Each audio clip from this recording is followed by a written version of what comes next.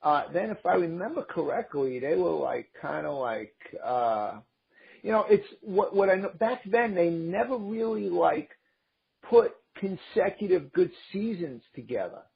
Never. Yep. And So, you knew they would, and you knew they wouldn't as a fan. So you just would hold this 84 and 89 like you'd never get it again. You just were gripping onto it and just saying, "Oh, please, can we, get to the World Series? Please, can we get to the World Series?" But so I'm trying. and then of course, Now, stuff in the early 2000s. That was just, a couple of good years. Yeah. Now I'm trying to remember though. But all right. So 2003. Was that the year of? Was that the Steve Bartman year? Yes, that was with the Marlins. Okay. Yep. That was and with the Marlins. have you yourself forgiven Steve Bartman? Oh, I never faulted him. I was not one of those people who just kind of jumps on the emotion of it. If you look at that video, there's two other guys that were reaching for the ball too, that if it had been closer to them, they would have been the pariah, because they would have been the ones that touched it. That's not on Bartman. Quite honestly, that next play when Gonzalez, the shortstop, booted that easy grounder, to me, that was it. It was the guy on the field, not the guy, 2 seats into the stands, listening to his. No, I agree, and not only that, like, and the next game, like, was pretty handily decided, as well. They got waxed in that clinching game. So, but again, yes. So, and you know what? It's like, it's hard for me to, like, I'm trying to remember, like, was it besides, they did, but before last year, they did go to the playoffs. There was at least one other playoff appearance between. Yeah, that was Pinella. That was one of Pinella's teams, and that was there we go. That had to be 2007 or 2008. Okay, I'm scanning ahead to the seasons, and that was 2007. Yep.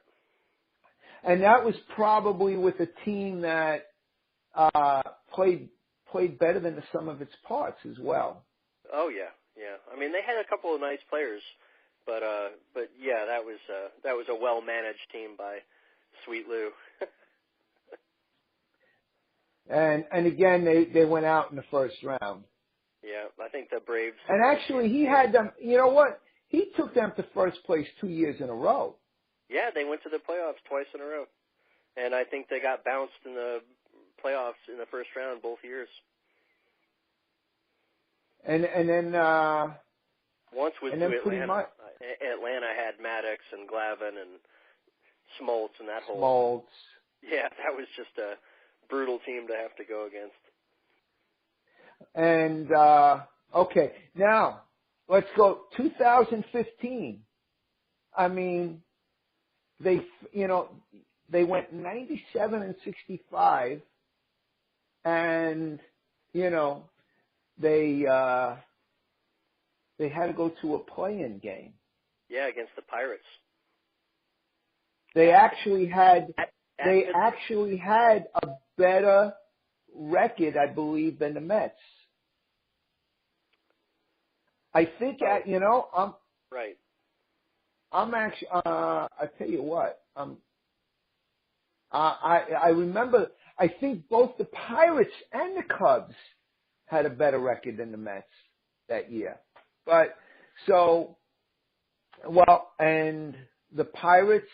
Jake Arrieta just mowed down the Pirates in the play-in game. Yep. And and then after that they were like. Well, we got to play the Cardinals, and then to do what we did to the Cardinals, our arch nemesis and rivals for, from the beginning of time, to beat them the way we did, that you just don't know how good that felt.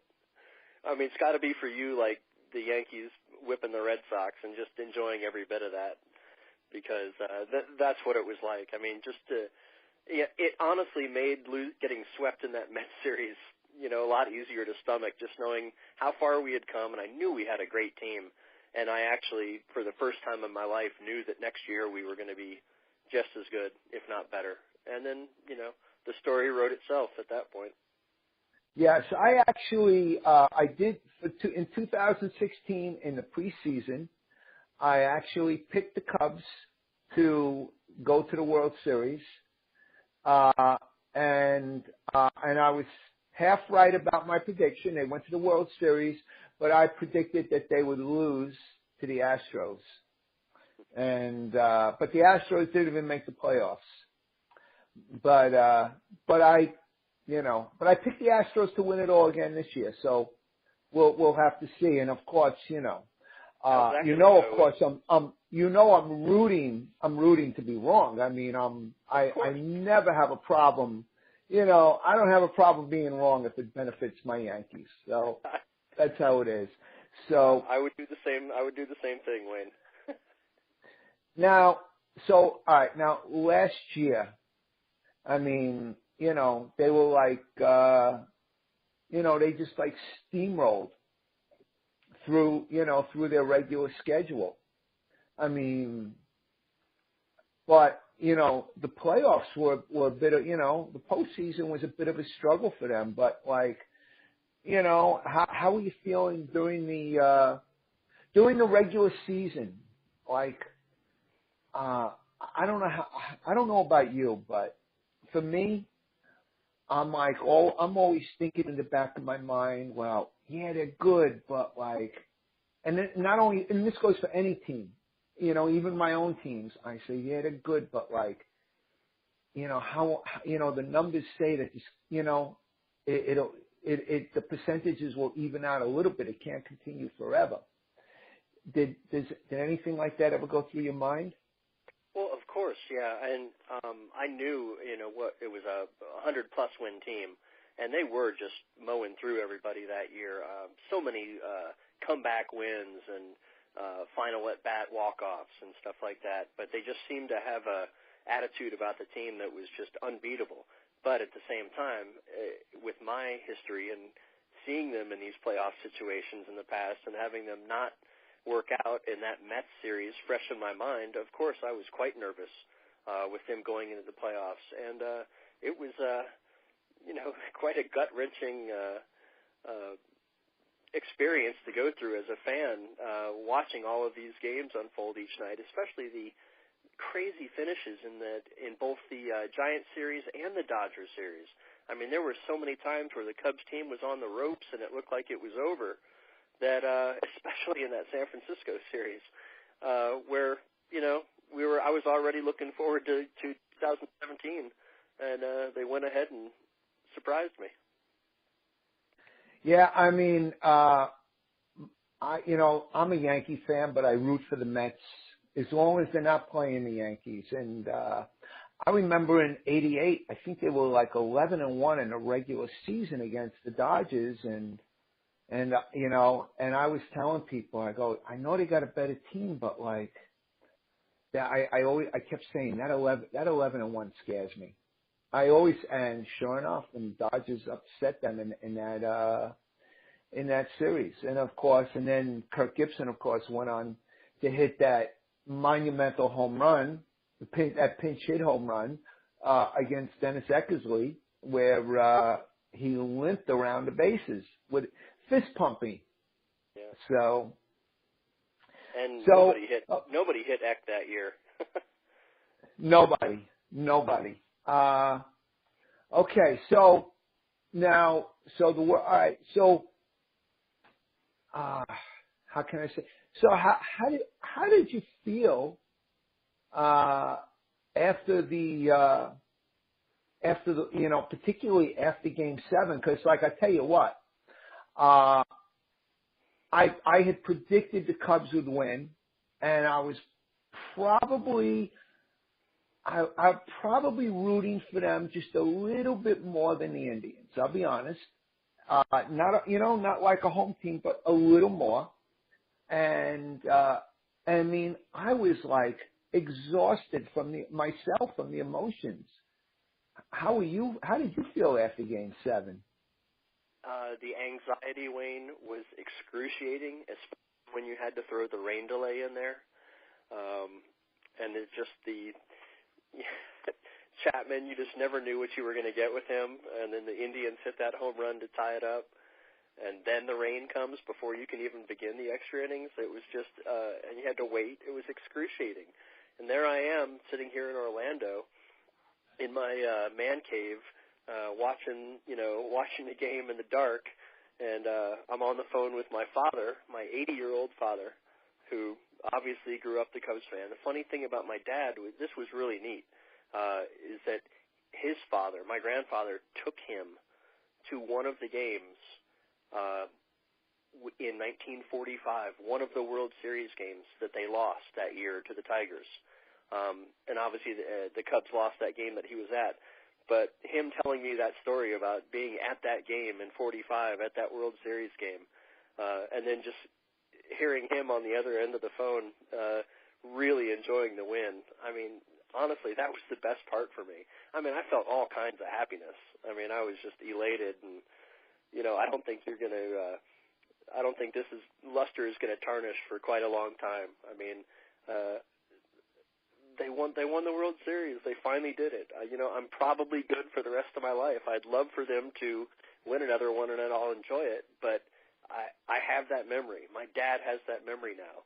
And my nephews and my young brother, who, I all raised as Cubs fans, and they're tremendous Cubs still.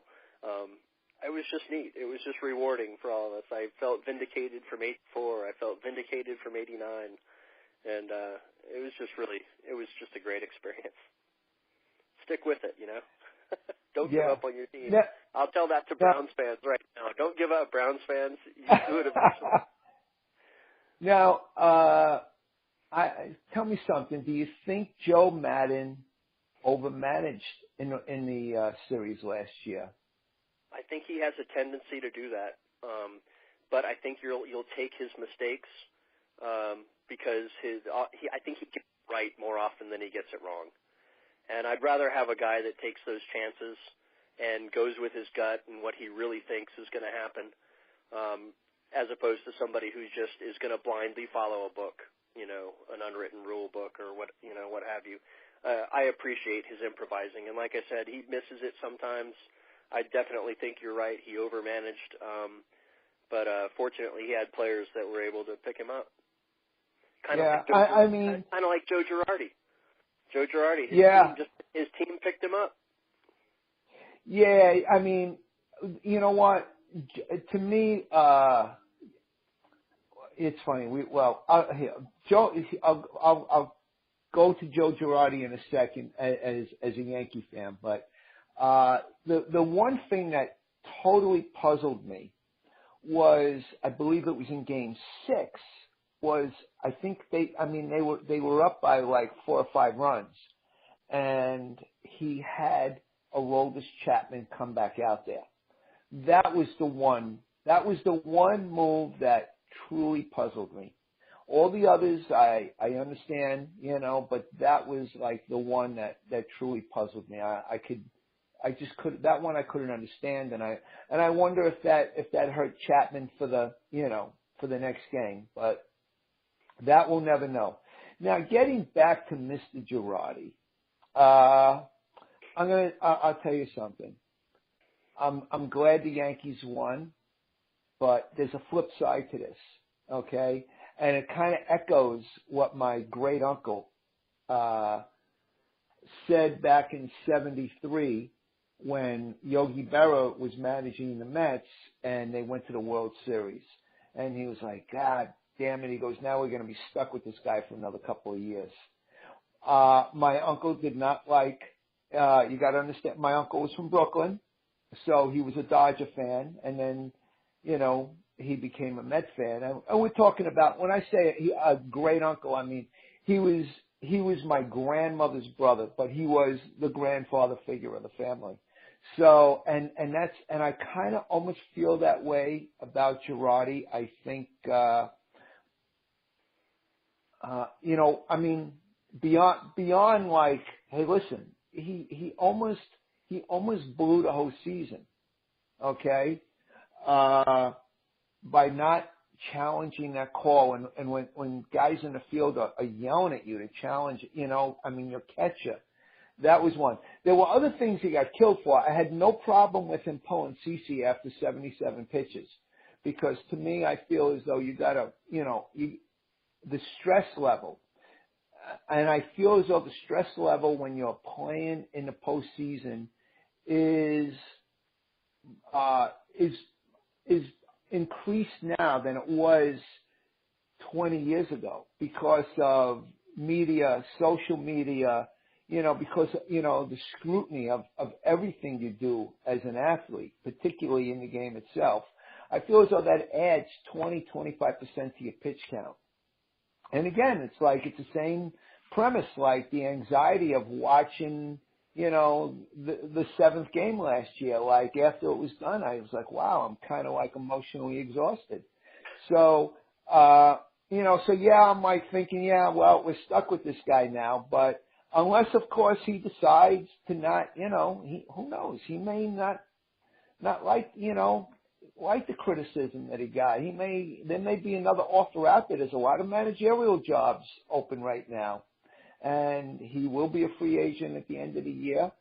And while the Yankees are in the postseason, I have to say that I can't say that he did anything special. In other words, like they lived by the long ball and died by the long ball. That was pretty much it.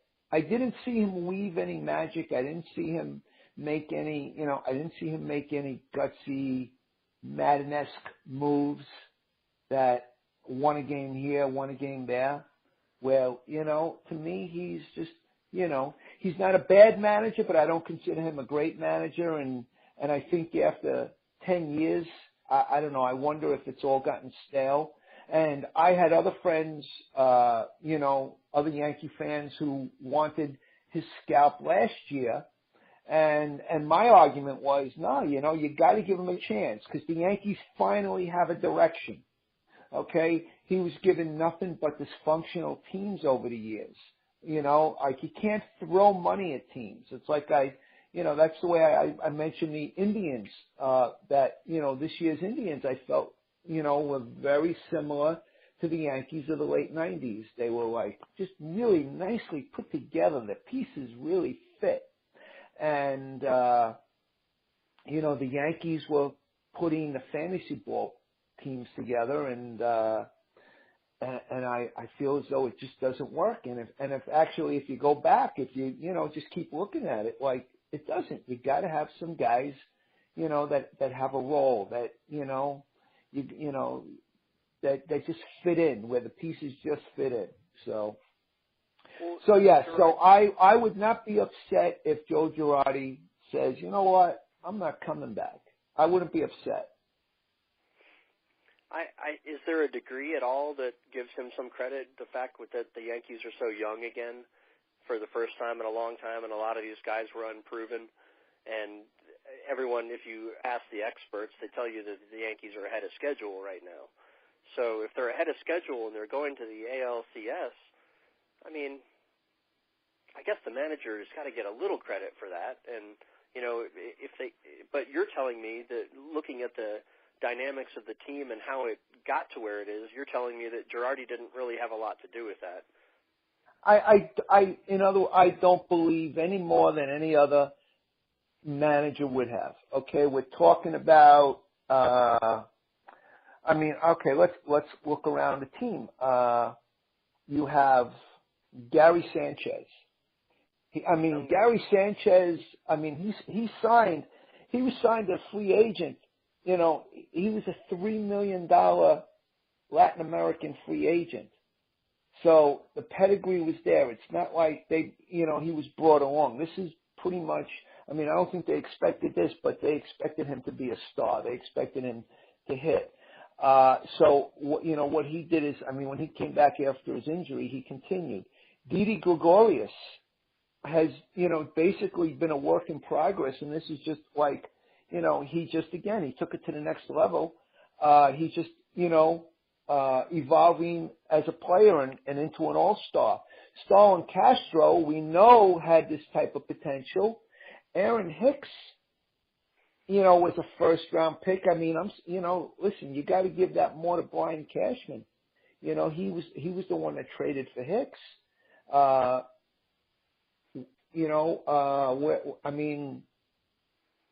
Gardner was the same. I mean, actually, I think if anything, he stayed with Ellsbury too long, and at times.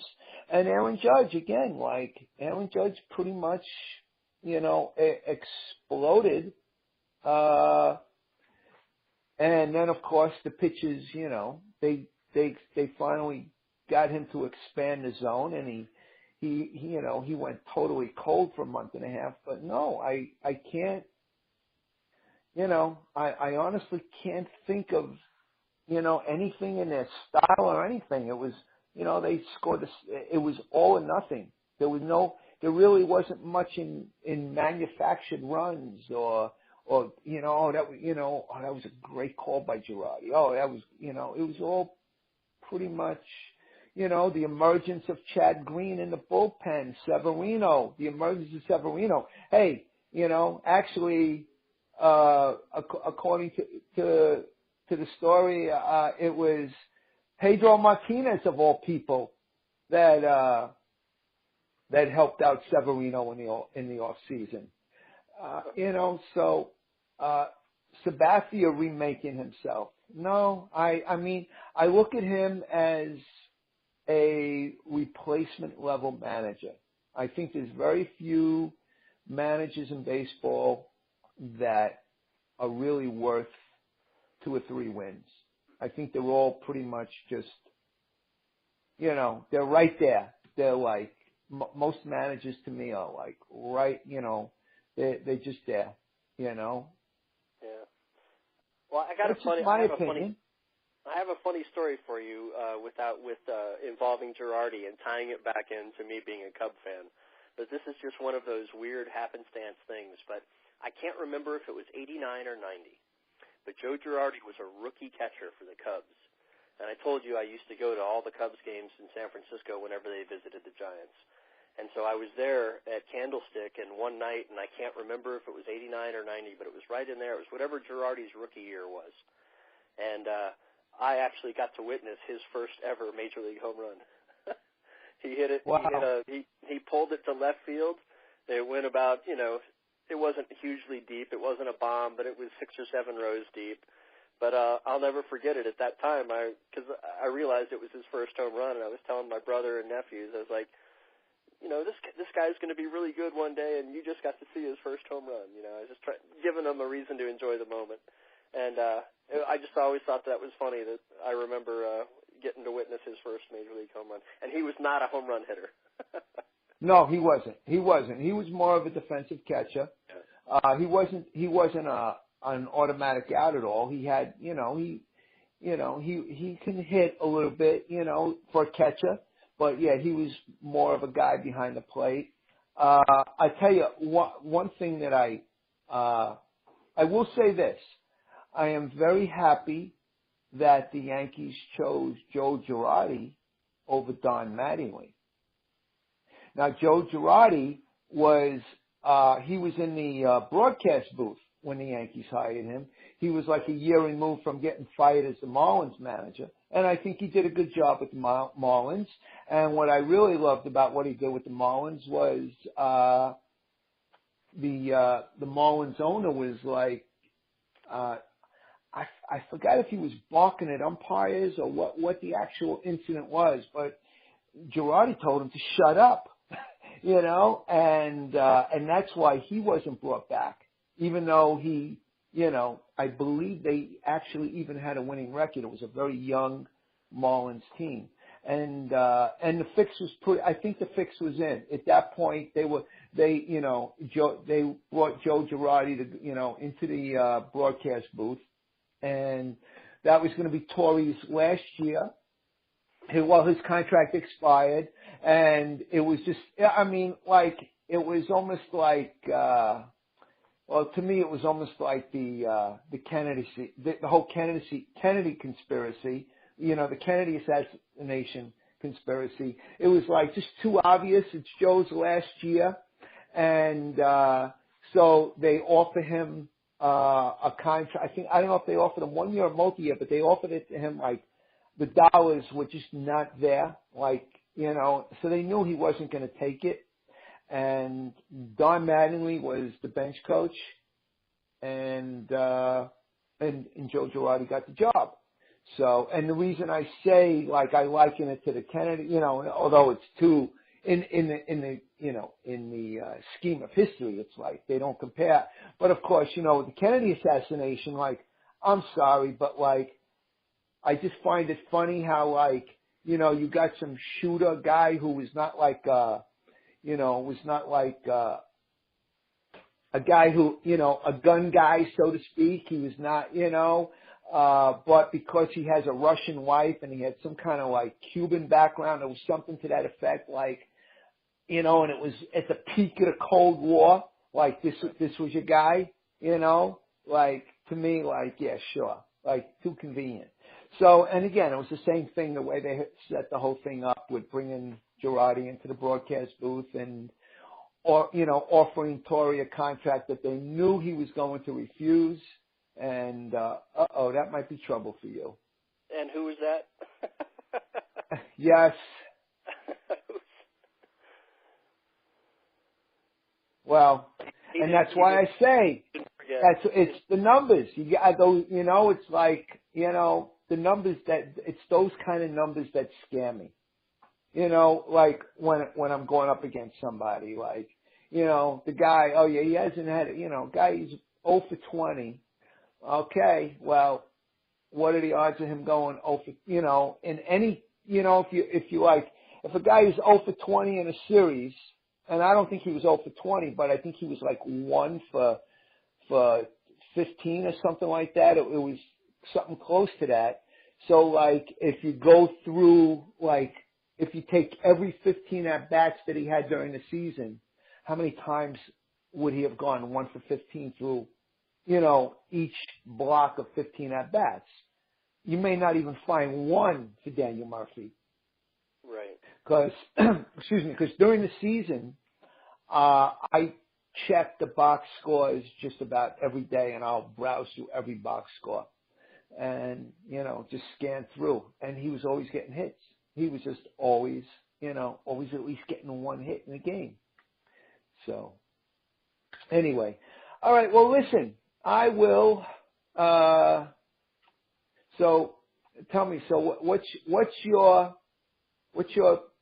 give me a score prediction. I know you're not going to tell me that the Cubs are going to lose. Give me a score prediction for this game. Oh, okay. So we're sitting at 1-1 in the bottom of the second.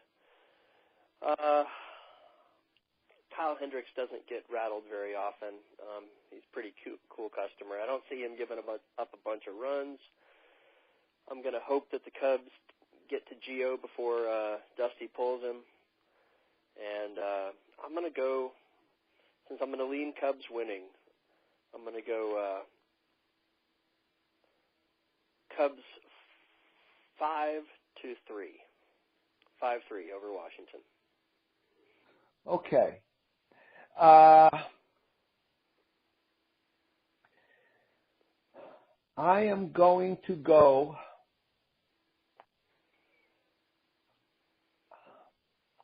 I'm going to go with 6-4 Washington. All right. Okay. And this is not like it's not like I'm rooting against the Cubs. I'm just going with, you know. They're at home. They're due. I get it. They're at home. They're due, and I feel as though the Cubs bullpen is, you know, is just. I feel as though it's not. Yeah, it's a little unpredictable. I mean, when you think about it, they were a little unpredictable last year as well. I mean, yeah, you know. very much so. So we'll have to see. And but Brett, I appreciate you taking the time out to come on, particularly with the game on. Oh, no problem, Wayne. This was a lot of fun. Okay, excellent. And well, let me tell you what. You can stay on while I close out the show, and just hang on for 1 second. So, okay, folks, that's this week's show, and when you see this posted tomorrow, you'll know who won the game. So I guess we'll find out who was right. Me or Brett. Good night, everybody, and we'll see you next week.